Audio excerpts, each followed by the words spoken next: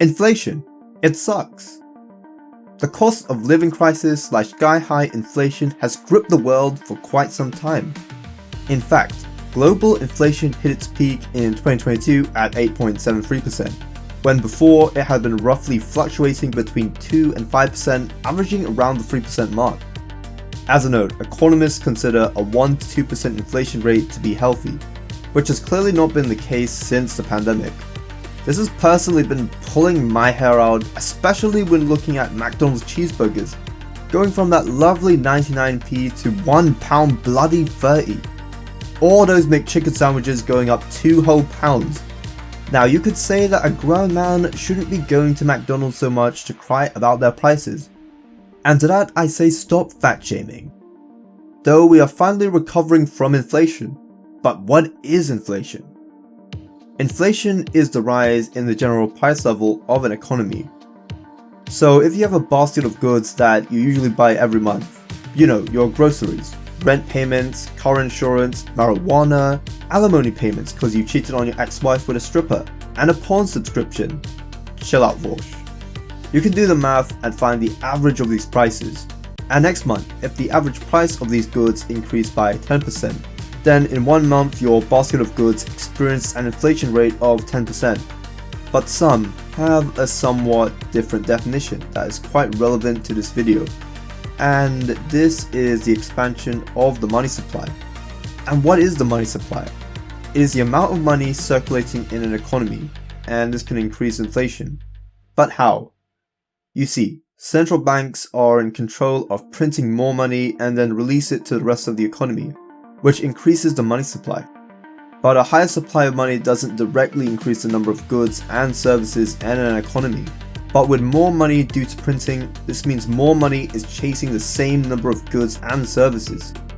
This means consumers get more money to spend, leading to too much demand for these limited goods and services. In response to this excess demand, businesses throughout the economy increase their prices.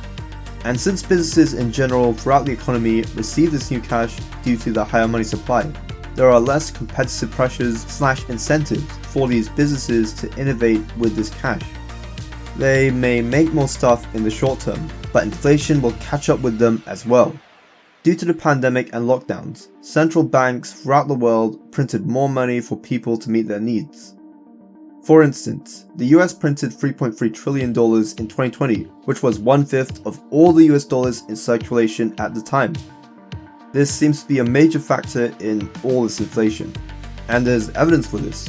In 2001, a group of researchers looked at 110 countries from 1960 to 1990 via data originating from the CD-ROM version for the IMF's International Financial Statistics. This sample includes 21 OECD countries and 14 Latin American countries, which is quite helpful since they are drastically 2 different groups of nations, so we can see if the results differ somewhat through these subsamples. They used 3 different definitions of the money supply. The first one, labeled as MO, is the currency plus bank reserves. The second one is referred to as M1, and is money that is easily used as transactions. And the final definition, M2, is money easily used in or converted into use for transactions. The correlation coefficient measures the relationship between 2 variables. So a correlation coefficient of 1 means a 1% rise in the money supply is correlated with a 1% rise in inflation. Some would argue that a correlation coefficient of 1 is basically causal.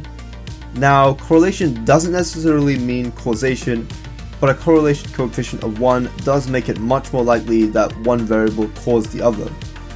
In this case, the study measured the growth in the money supply and the rate of inflation, assuming velocity of money and real GDP are constant. For the MO definition of the money supply, the correlation coefficient is 0.925. For M1, the coefficient is 0.958. And for M2, the coefficient is 0.95 in all 110 countries from 1960 to 1990. These results suggest an almost 1-to-1 relationship between inflation and the money supply. Even when you break it down by different samples, the correlation coefficient for each definition of the money supply was at least 0.94 for OECD countries and at least 0.973 for Latin American countries. Inspired by this, More recent researchers looked at 147 countries using the IMF International Financial Statistics database from 1990 to 2021 with a similar methodology, except they are using kind of different definitions of money supply. They focus solely on M2, but they use the M2 money supply from the old IMF presentation before 2001 and the M2 money supply from the new IMF presentation from 2001 onwards, and then combine the two into a measurement for M2. Money that can be held by the public that can be easily used in transactions. We also have an even more wonderful diversity of countries to choose from, such as 29 OECD countries, 33 Latin American countries, the BRIC countries, and a lovely subsample of 28 former Soviet countries and China. Good old communism. And surprise surprise, the correlation coefficient for all 147 countries was 0.94, while the average correlation coefficient for the 4 subsamples was 0.93. These results are consistent with several studies in the past.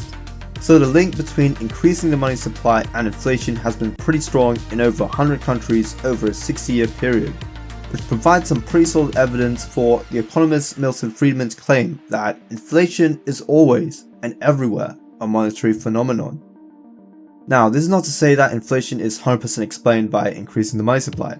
If you damage the overall supply of an economy, then demand will exceed supply even more, leading to more inflation, such as the case of the COVID lockdowns and the supply chain crisis.